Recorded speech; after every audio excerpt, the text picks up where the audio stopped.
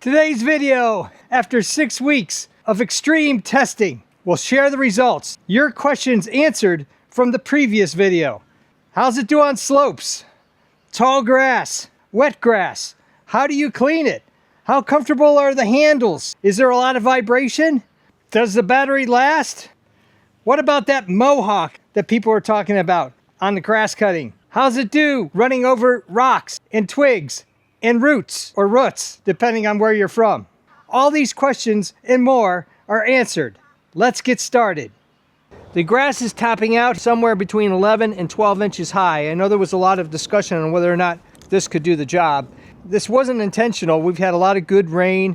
The grass is growing like gangbusters, so I figured I'd take the opportunity to show you how this works under those conditions. I could show you this, but it works great and has for 15 years on this lawn. We'll push this to the side and focus on the ego.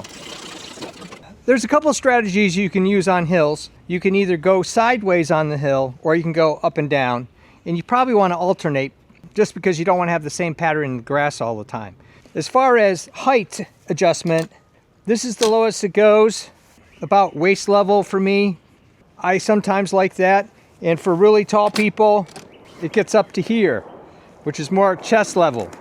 I guess if you were 6 foot plus, this might be good for you. Or if you're going up hills, it might be good for you. It's just personal preference, but I like the fact that it has options and it's a pretty quick select. So I'm going to put it on the middle, and we'll start there. That seems to be the most comfortable for me.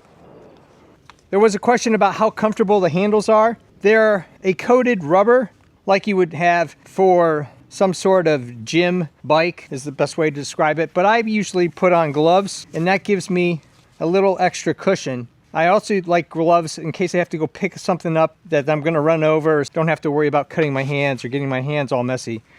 There was a couple questions on the start. You push that button in, and then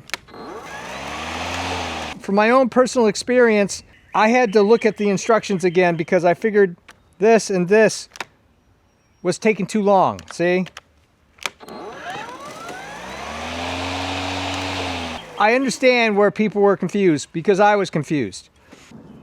As far as battery goes, I've got the 7.5 battery in. I've done a side yard in the front yard, and I've used 40% of the battery. So I got 60% of the battery left to do this portion and a side behind the camera. I had no problem doing it before, but the grass was shorter. That may or may not be a factor. It's easy to push to conserve battery power. You don't need to use the assist going downhill. So I've gotten into the habit of pushing it and guiding it downhill, and then uphill I'll use the assist. The lay of the land. I have about a 30-degree slope here. That's the most severe. And then I have more gradual sloping. It goes from 30 degrees to maybe 15 degrees. I have roots back down next to the tree, and boy, that grass looks like it's probably 15 inches tall. So we'll give it a big shot and we'll go over the roots and see what the clearance is. It's at the maximum height of 4 inches because I have a lot of roots and rocks in my yard. Running over sticks doesn't seem to be a factor. I had a cut off of a grapevine that I had left, and it just clipped the top of that. The blade slowed down a little bit, but didn't do any damage. Thank goodness. I should have cut that before, and I've cut it since, so that's not going to be a factor anymore.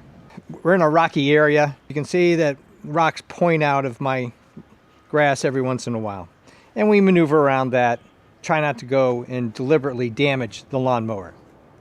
The grass height anywhere from 8 to 11 solid, and then there's grass stalks that have the seeds on top. That's about 15 inches. We're going to put this to the test. A couple cuts. I'm going to go up the hill and maximize the angle. But again, a strategy you can use on sloping hill is go sideways on it. You don't have to go up and down all the time. But you do want to change your pattern every once in a while. So that's why I'm going to show you the most extreme case.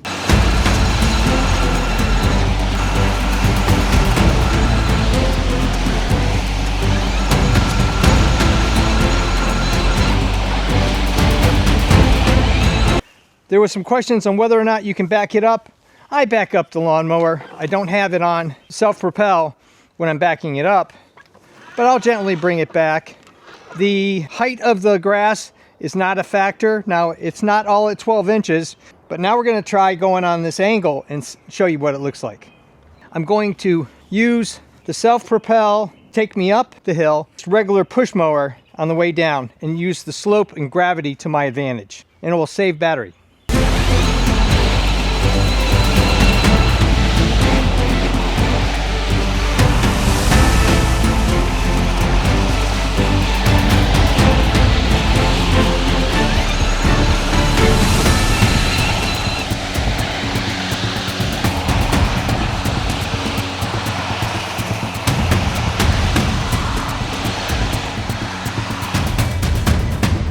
No problem going up a 30-degree slope, and I had it on the Self-Propelled right around the middle where the off is lined up with the middle of the handle on top. It doesn't seem like the height of the grass is a factor with the Eco, which is good because I invested in this. Even though I like my gas lawnmower, that's still taking a little getting used to. The Self-Propelled feature on the Honda only enacts when the lawnmower's on. This works when the grass cutter's not on. I have to agree with folks. I can see a benefit of that feature from the standpoint, if you want to take it back to the garage or the shed or wherever you're keeping this thing, it's nice to have that feature if you're tired or that's an issue for you. Gas lawnmower is about 81 dB and this one's around 71 dB when you're running the Self-Propelled. There's a 10 dB difference, and that's exponential. I'll post up here and down below links to my two previous videos, the one where I did the full-blown evaluation of this. This is the follow-up to that, answering your questions, and then a comparison between my Honda gas lawnmower and this Eco. Here's a tree. You can see that some of the grass is knee-high, grew up really fast. The roots are anywhere from 1 inch above the ground to about 2 to 3 inches. I'm gonna just kind of cut around the tree and show you what the clearance is like. And if we hit a root, I guess you'll see that too. You see patches in my lawn. I had some trees cut down last year. The machinery they came in and ground the stump and everything with really kind of chewed everything up. This is a recovery year for us on the lawn. Also a worst case you'll get to see. Some people would say, why aren't you bagging the grass? The grass has seed on it. So I actually want to cut that up and top seed the grass and hopefully help fill in the spaces and thicken up the lawn a little bit. I'm a big mulcher as opposed to a bagger. I might bag in the fall, especially with leaves, and that'll be a future video whether or not this can mulch up leaves very well.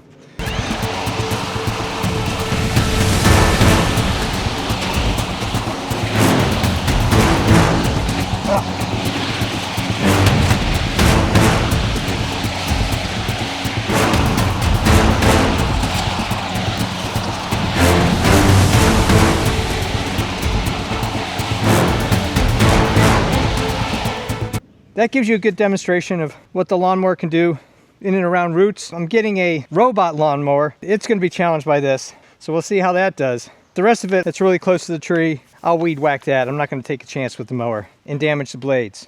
If it's under, say, 2 to 3 inches, 3 inches is getting a little close and tight, but 2 inches definitely, you're probably okay running over that. Here's the longest runs of slope in my yard. Probably around 10 to 15 degrees, and then as you get on the sides, maybe towards 25, 30.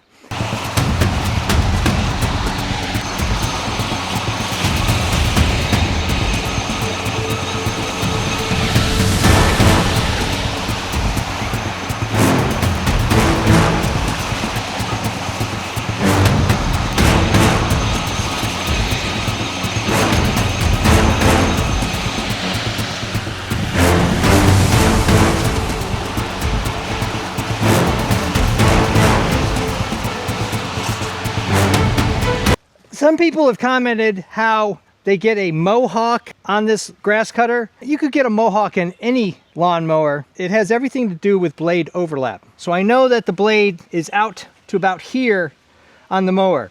With my Honda, I'll use the wheel as a guide. This extra long grass, I'm probably going to use this as a guide, and I'll line up the edge of this with the wheel track that I had on the last pass. And that takes care of anything that remotely looks like a Mohawk. And you get complete coverage in a nice cut lawn that you don't have to go over multiple times. I intentionally left this grass long so I could get the wet grass test because people are asking how it does in wet grass. It's wet to damp. There was a rain shower that came through. All the leaves have drops on them. It's an accurate test. We'll see how it does. I have no idea. I've never done this before. But it isn't raining out anymore. You shouldn't be doing this in the rain.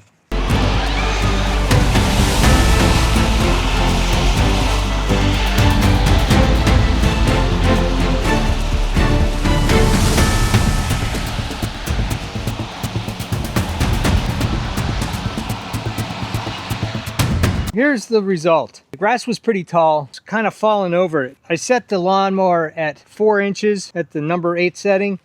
It's just kind of matted down.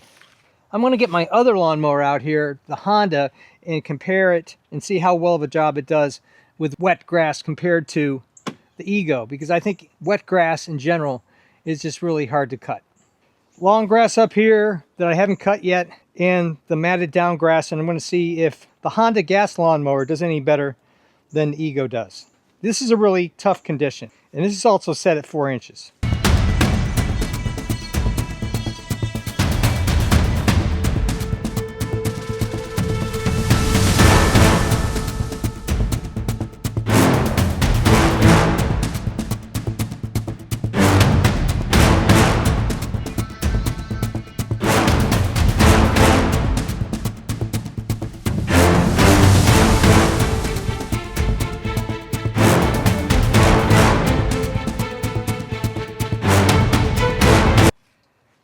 Pretty much the same result. I guess you shouldn't cut any grass that's wet, especially if it's tall. If it was 6 inches with the mower set at 4 inches, it might not have been a big deal, but the taller grass just gets clumped over and really hard to cut. So whether it's the Honda gas mower or the Ego electric mower, same result. It's not a good time to cut grass.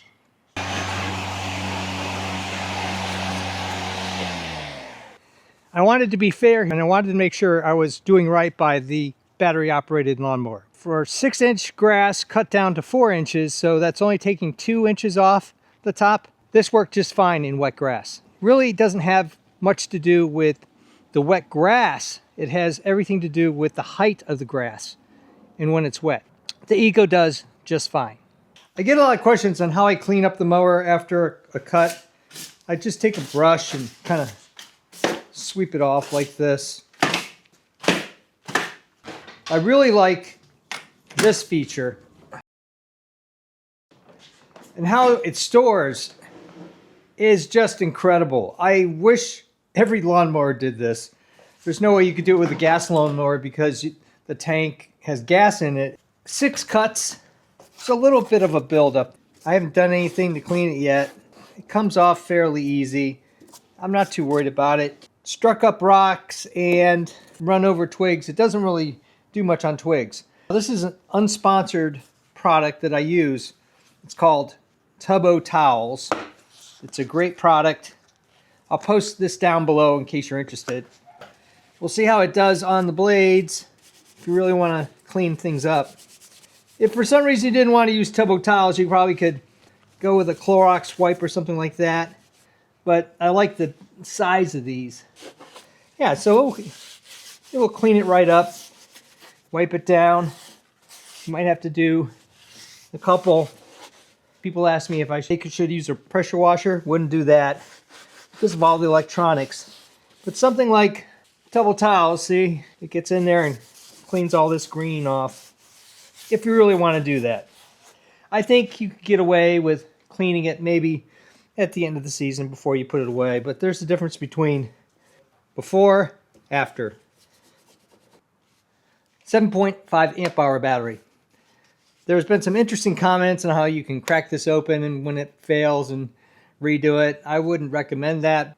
This is the Achilles heel of battery operated things. This battery cost around $300 to replace. So the whole idea is to keep them healthy. I've cycled this 6 times. It charges up same amount of time as it did the first time I used it. I wish it had a handle because I'm nervous. If I drop it on the concrete at any height, you're probably going to damage it and you're out of battery. If you treat it well, don't keep it outside in your garage. If your garage gets over, say 90 some odd degrees, put it down in a dry basement, in a closet somewhere in your house, and protect this. Because without this battery, you can't use this lawnmower. And again, ego. A handle would be really helpful on this. Since the battery doesn't have a handle, maybe it's just worth getting a bag and putting the battery in that to carry it around, just so you don't accidentally drop it.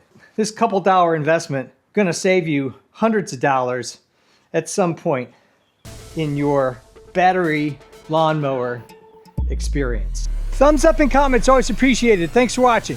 If you're interested in all sorts of honest reviews and evaluation of technology that you might be interested in, making and breaking things, designs of all kinds, home repairs, garden tips, I even do costumes, cosplay, and props.